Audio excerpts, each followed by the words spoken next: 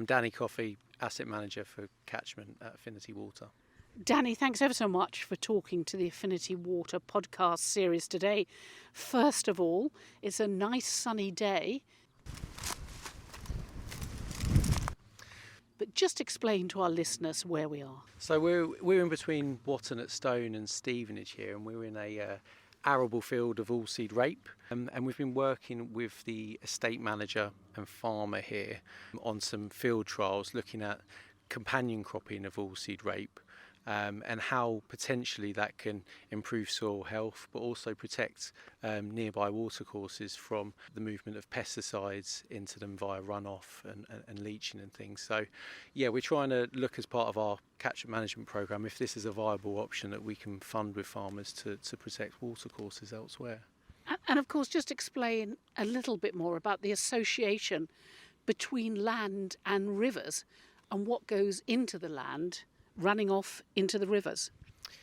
Yeah, well, I mean, agriculture, for example, is primary land use, primary riparian land use close to our watercourses. So, yeah, anything that's applied to land, if it's applied during times of rainfall events, then we can get movement of those actives that could be pesticides, could be nutrients that have applied to the land.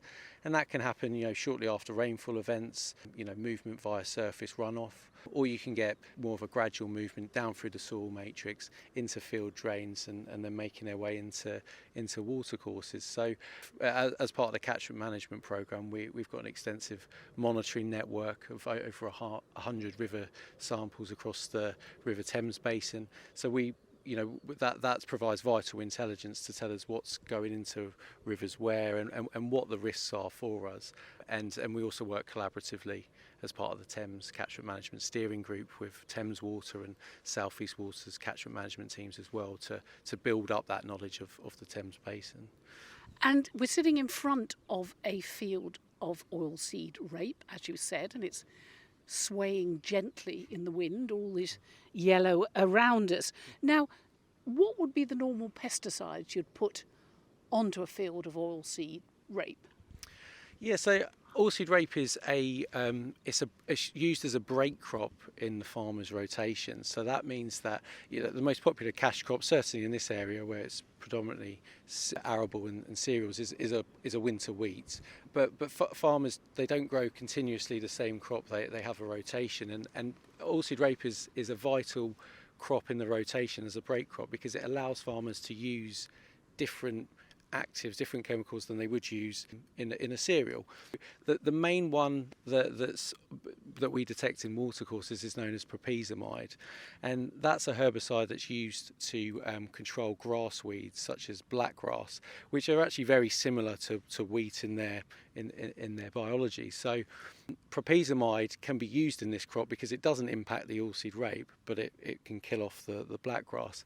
And it's a very effective herbicide, and it's also beneficial compared to other herbicides because it doesn't suffer from resistance. The weeds aren't resistant to it in the UK, whereas other actives, they are. But we wouldn't want that herbicide to get into the river. No, that's it. And it's because of its effectiveness that farmers tend to apply this in sort of when soil temperatures drop to about 10 degrees, so sort of November, December time, farmers will apply this, but it's an effective active, so they apply it at the same time when the conditions are right, when there's a break in the weather. And then if we do see rainfall afterwards, we tend to see high amounts getting into watercourses. And we can treat propizamide, but it's just when you see those vast spikes that get into either our surface waterworks in the Thames or some of our karst groundwater sources. They can get in quite high concentrations, and we can treat about 80%. But if we're trying to meet the strict drinking water standard of 0.1 micrograms per litre, anything over 1 microgram per litre will pose a challenge, and we have seen results over that in raw water, and when that happens, we have to switch off the source and import water from elsewhere. So, for instance, in a it becomes expensive. Very expensive, yeah. In one of the catchments where we have a challenge for this, groundwater catchment in the Mimsall Brook catchment, if that source has to be shut off, then we have to import water from Graffham up near Huntingdon, or Anglian Waters patch, and that's higher price, higher carbon footprint. So it's a resilience issue, really. We need to make sure we're resilient to high levels of propizamide getting in. So if we can help farmers reduce the amount getting into watercourses.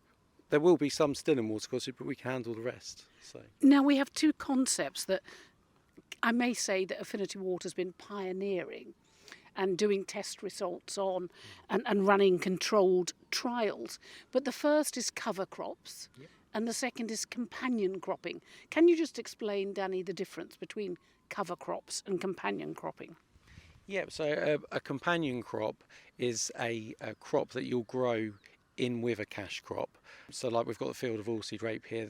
This field had Berseem clover grown in with it and buckwheat on other patches as well. So that's a crop that's grown within that crop, and you either choose a variety that's not hardy to frost, say, or to certain herbicides that will last a certain amount of time, provide benefits such as fixing nutrients such as nitrate, which you can provide to the ISR. So you can provide that to the oilseed rape once it dies off and breaks down, or it can deter certain pests. There's cabbage stem flea beetle, which is really prevalent and farmers struggle with to control. So companion crops can possibly disguise the oilseed rape there, and also it can protect water as well. So that's a crop that you grow either for a short period of time, or you can grow two crops and take them both to harvest. You know, there's dual cropping, it's also known as. So you might grow a cereals and a legume as well to potentially reduce your fertiliser use. And these companion crops, like cover crops, they trap the nitrates within the plant's roots of the companion crop so that it doesn't leach into the rivers. It's that simple, really, isn't it? Yes, that's it. So yeah, cover cropping, that tends to occur over winter. So if a farmer is going to be drilling a spring variety of a crop over that winter period, rather than leaving the land bare or in an overwinter stubble, they'll drill a crop to get some roots into the ground.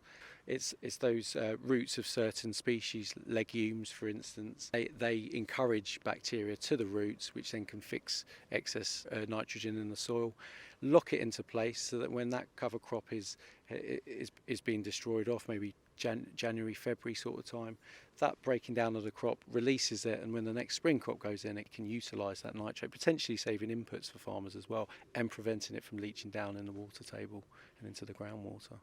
And how new are these trials? Because I mentioned earlier, you've got your trial going on, whether it's companion cropping or cover crops, but you must have a control where you're not planting these things to see if the soil health really does improve. Yeah. Test results, are they optimistic?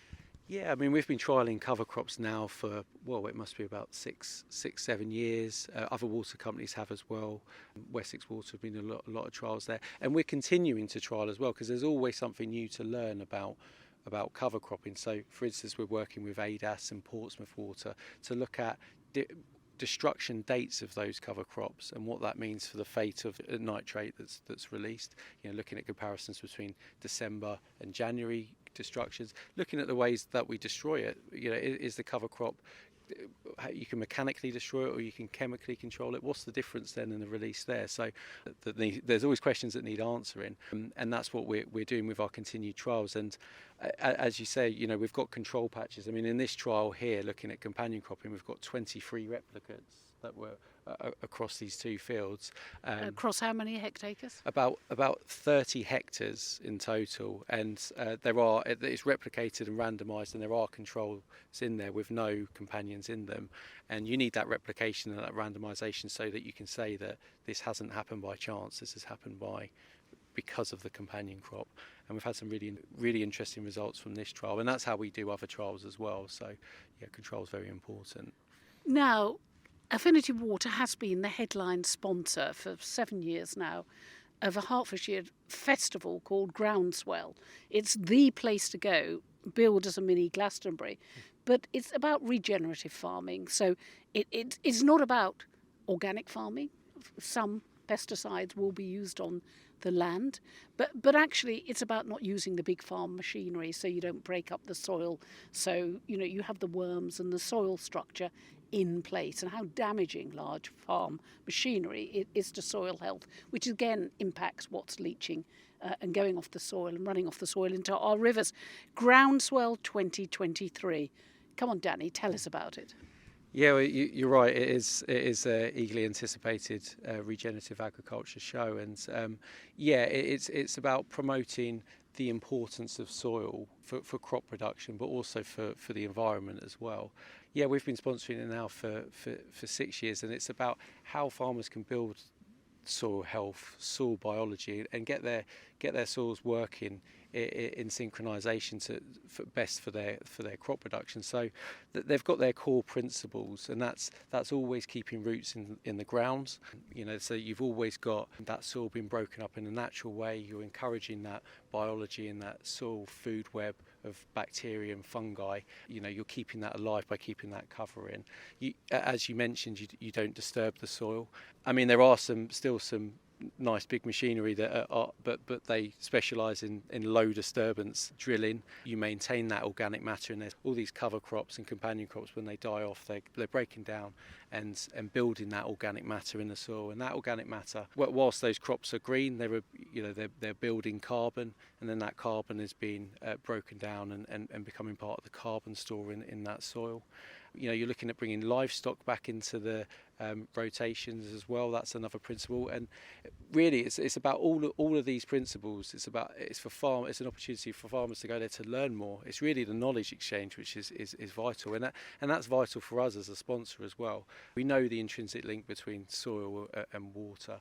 The soil is the first barrier. It's what filters that water down. If you've got a soil with good holding capacity, it will hold it in situ, break down those contaminants, and then allow it to infiltrate down into the aquifers, where we abstract 60% of all the water we abstract from the chalk aquifer. So we can see the benefit there. But it's also about us as a team going there to learn more about how do we bring these measures into the schemes that we're working with farmers on. How can we possibly put some funding in to help farmers farm in a regenerative manner that can benefit not only water quality but also water quantity as well. And any tips, will you be revealing your results from companion cropping there? Oh, absolutely, yeah. We've got some really interesting results from this companion cropping trial here, not only related to the plots which had bursting clover drilled within them. If you look at pictures over sort of November, December time, that bursting clover just formed this sort of vegetative mat amongst the oilseed rape, fixing nutrients, but also providing that barrier so that when propyzamide was applied and rainfall followed, it's preventing that runoff and that leaching through the soil. So we've got some really good positive results there for that trial, and we'll also be looking at the destruction of cover crops and the fate of the nitrogen after that as well. And we've forgotten to mention David Attenborough's The Wild Isles series on BBC TV. Did you watch it? Because I haven't asked the $100 question, which is about sustainability. And if you're getting things back to a more natural environment, then that's good for the wildlife in our fields and on our rivers. So the impact of these trials on wildlife, is there one? Yeah, a lot of the measures that farmers put in place can be beneficial to wildlife. I mean, you can see actually behind us here, I forgot to mention, is a beetle bank running along the whole of this field, separating these two fields, and that's a way that farmers have been doing for many years. They've been allowing natural predators habitat to go in there, and then to migrate out into the crop and feed on the pest species, so that when farmers come to monitor these fields for certain pests, they might find that they don't actually have to use things like insecticides on them, because natural predators are doing that for themselves. We can now hear some birdsong. Yeah. So, yeah, you've got habitat for insects there that provide overwinter feed for certain bird species as well. So there's a lot of measures, and farmers have been doing it and know the ecosystems better than anyone else, really. I think it's about creating those opportunities where funding's available to allow farmers to integrate that into their crop rotations, because if you're benefiting water and soil, chances are you're also benefiting biodiversity, which is key, and then that biodiversity, right from the small insects and bugs up to the birds. I regularly see brown hares in this field as well. And as you've got those companion crops in and different crops being grown across the farm, those brown hares will migrate across that sort of plethora of a landscape. So, yeah, it's excellent to see, and I think a lot of these measures will, they do have a benefit on the ecosystems around us. Well, I'm going to reveal our secret to our listeners because we're sitting on a bank on the verge, but I can't help but take up your challenge to go and look at the beetle bank. So let's get up and just have a little stroll and see where we end up as we stand up. Right, well, we've managed to get up off the verge, which is quite an achievement, but let's walk to the beetle bank. So where is it? So all of this throughout the middle of the field here has been drilled to provide habitat. Oh gosh, we've seen a butterfly, Red Admiral. Yeah, and it carries on doing that throughout the year as well. And this will also provide habitat for bird species as well. And what the farmer's done here is they've drilled, different species and tussocky grass, different heights, different rooting depths, and provide habitat for a multitude of different natural predators as well. Beetles are voracious predators and a key one in the agricultural system as well. So, predating on aphids and other pests sort of in cereal crops and things. This will probably go into a cereal crop next, and this bank will remain in situ and provide that habitat for the beetles to go out and prey on the pests, so that we don't need to use insecticides to do that. So. And let's just root around a bit. Oh, bumblebee. Yeah, so you've got the oilseed rape is obviously flowering at the minute, so you've got wild flowers as well in amongst this beetle bank. It's not treated in any way. You'll get the pollinators such as bumblebees visiting. It's a good way also of connecting landscapes as well. The shelter that you've got in here, this will allow sort of birds to travel through. Brown hares might use this for a bit of shelter as well, and connect up to different landscapes as well. So it's vital that and farmers do consider that when they're placing them in across the farm as well. So it's really about just turning to the can last if it has to be used. And with farmers all taking on this approach, it means that insecticides are getting used less and less across different areas, which will be beneficial to the environment. Well, the wind's getting up, but it's an amazing vista. Hectare after hectare, as you say, of oilseed rape. Right, now finally, Danny, date for Groundswell 2023? It's the 28th and 29th of June. Lannock Manor Farm on the outskirts of Hitchin. Okay, well, thank you very much indeed for talking to the Affinity Water podcast series today and taking us out to this oilseed rape crop in Hertfordshire that is also having and working alongside the companion cropping, which we hope will take pesticides or lock pesticides in the soil so they don't run into the rivers. Danny, thank you. Thank you very much.